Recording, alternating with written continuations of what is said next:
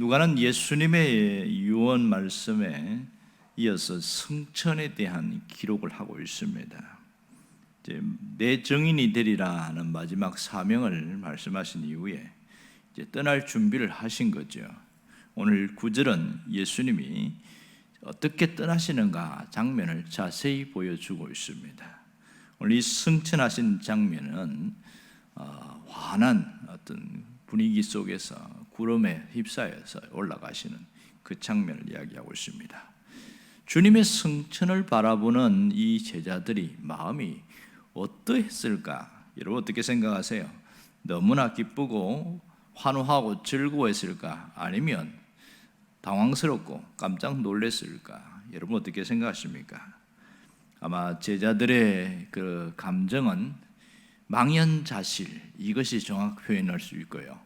아니면 대략 난감, 멘붕에 빠졌을 가능성이 굉장히 많습니다. 오늘 10절에 보면 그 증거를 말하고 있습니다. 지금 자세히 하늘을 쳐다보고 있다. 이것은 긍정적인 의미가 아니고 부정적인 의미가 훨씬 더 강합니다. 여기는 주목하여, 여기 보면 자세히 쳐다보다는 것은 뚫어지게 쳐다보다 이런 뜻이거든요. 그러면 뚫어지게 쳐다보는 것은 예수님이 갈 때까지 그냥 화는 마지막 어떤 배웅하는 그게 아니고 왜 가시지? 좀 더 있다가 우리가 함께 뭘 해야 되지? 왜 이러시는 거야? 황당함 그 자체를 이야기를 하고 있습니다.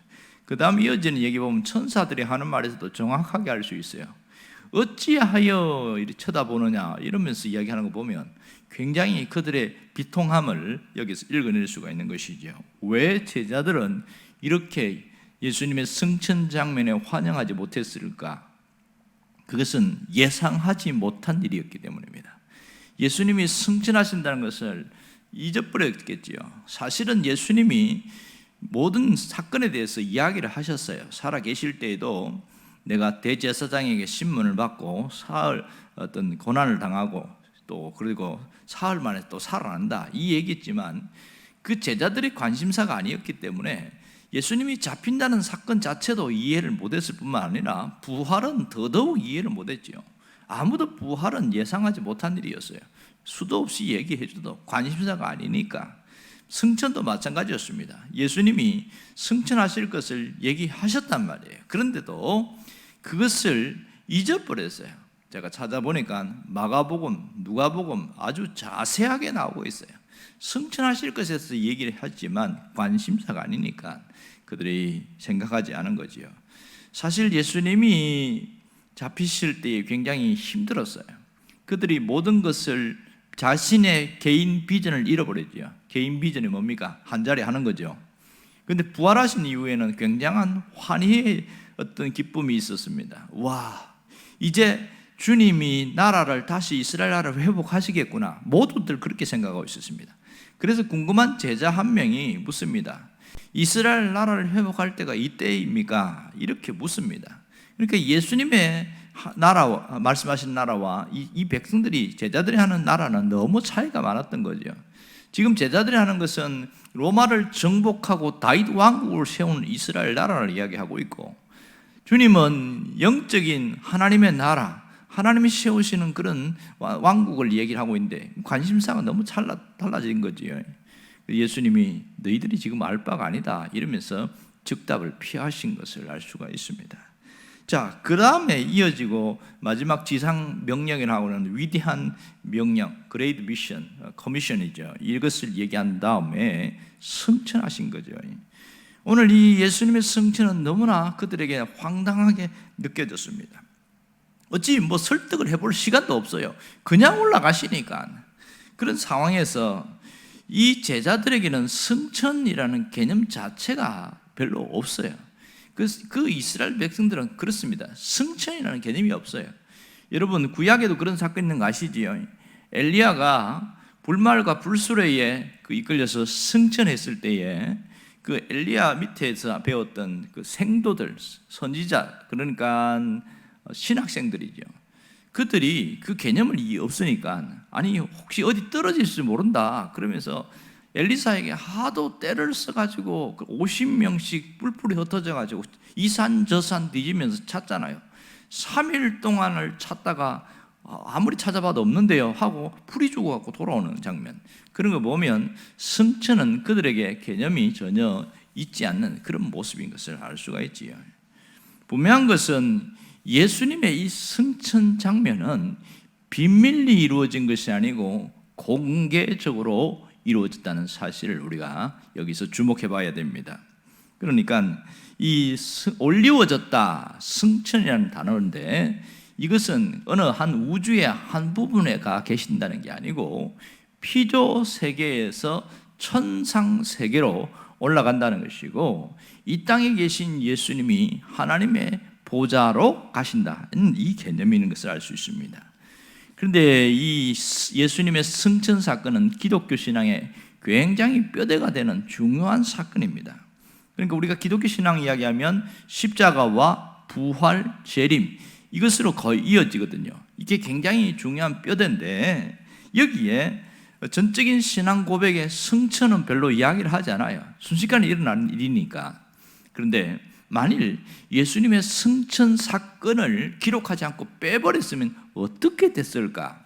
그런 생각을 합니다. 많은 학자들이 얘기하기를 승천 사건이 없으면 부활 사건에 대해서 모호하게 될 것이다, 그런 얘기를 합니다.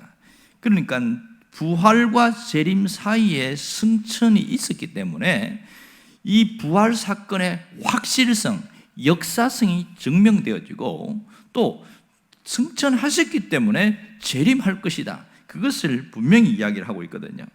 오늘 여기서 우리는 항상 이 예수님의 부활과 나와 무슨 상관이 있느냐, 또 예수님의 십자가와 무슨 상관이 있느냐, 이 예수님에 대한 신앙 고백 이런 것에 대한 것을 우리 깊이 생각하고 있잖아요.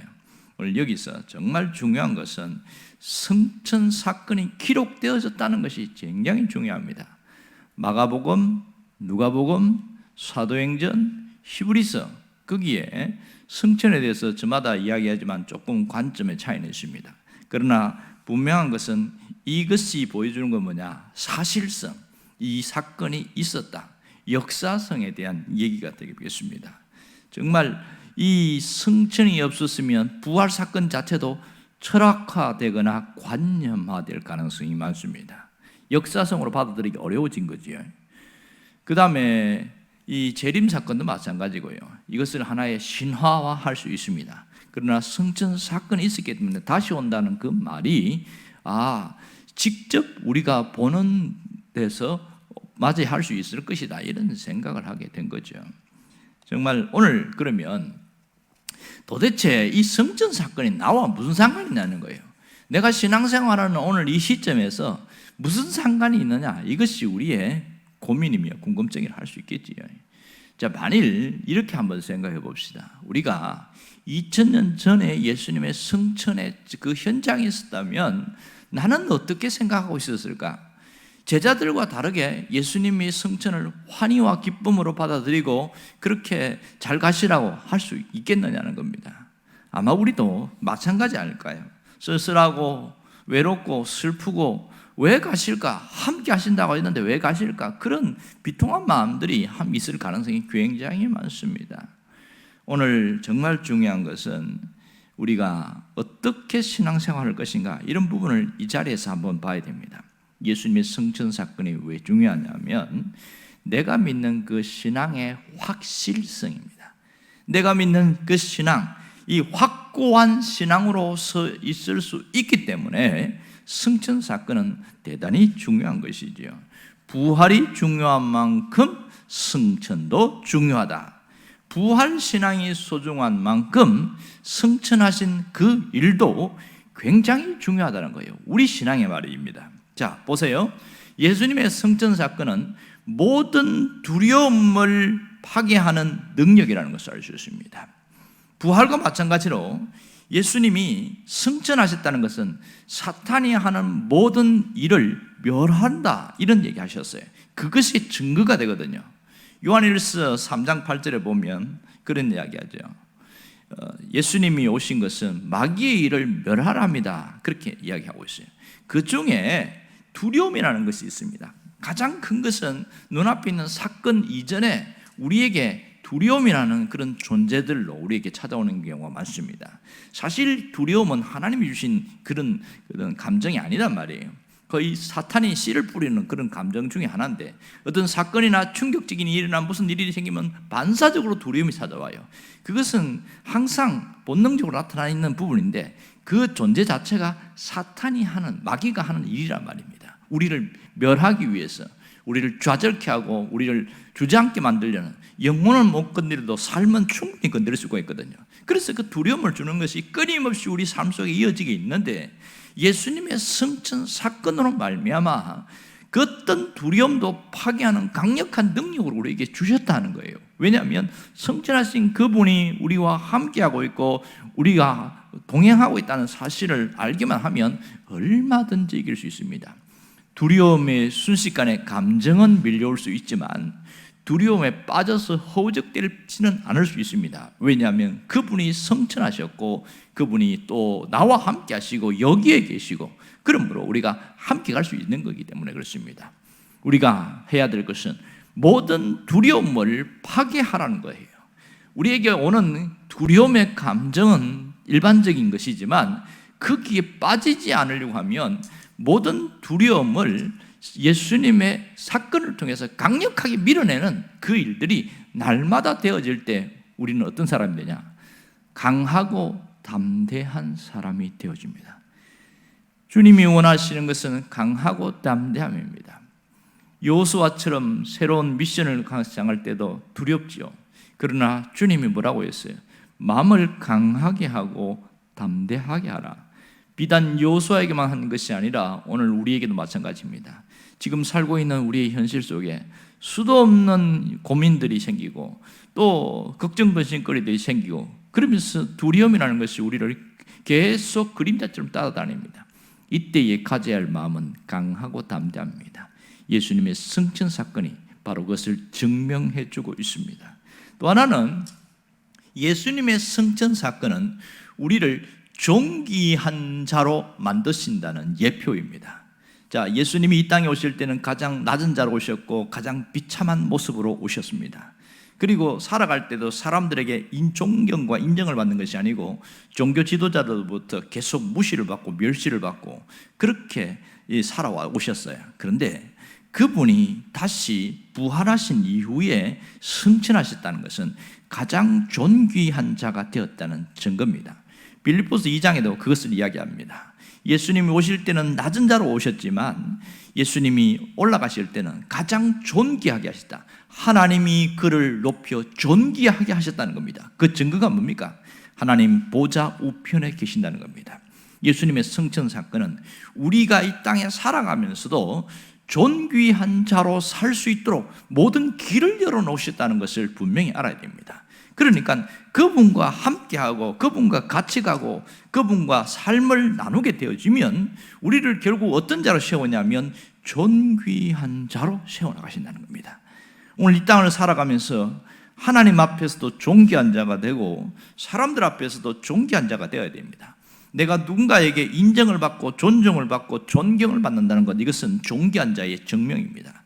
그러므로 주님과 함께하는 자에게는 존귀한 자가 될 수 있는 모든 증거를 주었습니다. 세 번째로 놀라운 것은 예수님의 승천 사건은 이 교회의 확실성, 교회가 존재해야 되는 이유를 이야기하고 있습니다. 승천 사건을 통해서 예수님은 교회의 머리가 되신다는 것을 분명히 말씀하고 있습니다. 에베소서 1장 20절에서 22절에 보면 그 얘기를 하고 있거든요. 뭐라고 그러냐면 죽은 자 가운데서 다시 살리시고 하늘에서 자기 오른편에 앉히사, 그렇게 한 이유는 뭐냐? 바로 교회의 머리로 삼으셨느니라, 이 얘기를 하고 있습니다. 그러므로 교회가 왜 존재해야 되고 우리가 이 교회의 중심은 누가 계시냐? 언제나 예수님이라는 사실을 분명하게 가르쳐주는 교회론이 바로 승천 사건에서 핵심으로 등장하고 있습니다. 그럼 오늘 우리가 해야 될 일은 무엇일까요? 내 사명대로 살아가는 일입니다. 내 사명대로. 예수님의 승천을 통해서 항상 우리가 해야 될 사명이 뭔가, 내가 해야 될 일이 뭔가, 그것을 생각하고 살아가야 됩니다. 주님은 그 사명대로 살다가 모든 것을 마무리하고 가셨어요. 그러면서 하나님이 존귀하게 만들었단 말입니다. 누구나 결산할 날이 옵니다.